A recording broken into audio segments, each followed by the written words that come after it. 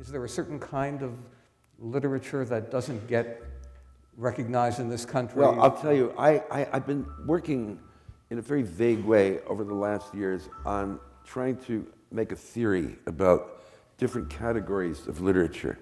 And I have come up with one category that I think exists, and it's what I call boys' literature, boy writers. And Edgar Allan Poe is a boy writer, in the same way that Thomas Pynchon is a boy writer, in the same way that Borges was a boy writer, in the same way that the writer that everyone discovered a few years ago and loved, Roberto Bolaño, is a boy writer.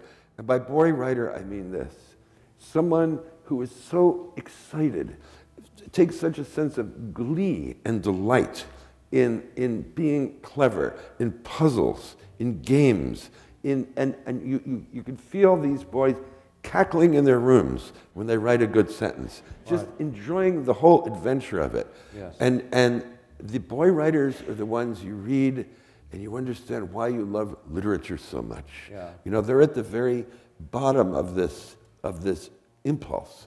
But there are a lot of other kinds of writers, grown-up writers. Tolstoy is a grown-up writer, you see. Hawthorne is a grown-up writer.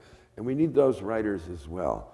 But without these cackling boys to remind us of how great it is to be alive, how great it is to invent things and make things up, there is no literature. So Poe is, for me, in that group. I mean, part of that is, part of the game playing is an acknowledgement that the writer is writing. And I mean, this goes back to the whole realist, non-realist conundrum.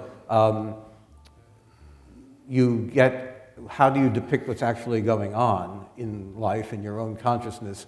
Do you try to depict a reality with verisimilitude, or do you say, forget it all, like Poe did, and which one can find a good deal in your novels as well, no quotation marks for who's saying what it's all happening in a head. Yeah. So you get that in Poe as well, that we be as fantastic as possible. I draw attention to the fact that the tale is impossible, the characters are impossible, they're laughably so, but I'm dead serious when I'm talking about the issues of these great existential questions. Yes. That, you know, to play doesn't mean not to be serious. Oh, I agree with you completely. But you see, the thing about Poe's imagination and what makes it so complex is that, yes, there is the Gothic side of him, but then there is the arabesques. And that is all about order, logic, and pattern.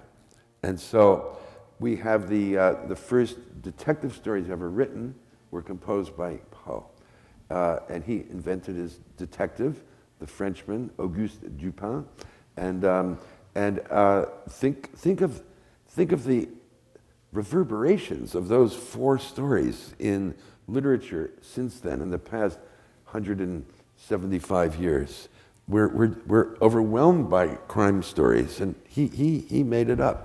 I mean, it's astonishing how much Doyle took from him. Yes. The whole attitude, which arguably is what makes Holmes an attractive character, that kind of superciliousness and, oh, it's so elementary, you know, if you could only have a brilliant mind like my own.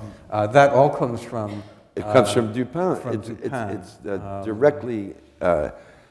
well, it's not plagiarism. It's just so heavily influenced that it couldn't have existed without the Poe. Impossible. Yes. No Sherlock Holmes without Poe. I don't know, Poe might have said it's plagiarism. Yes, yes. No one ever talks about Poe and Thoreau in the same breath.